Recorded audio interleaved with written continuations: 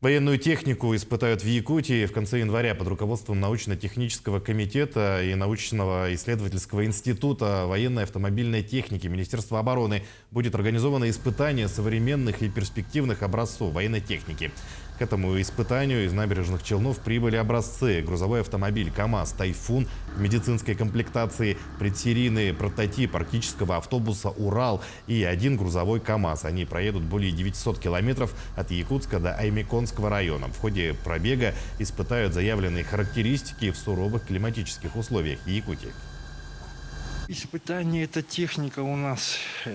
Есть климатические исполнения, так называемый ХЛ, но для территорий холодного климата. Мы относимся к территориям очень холодного климата.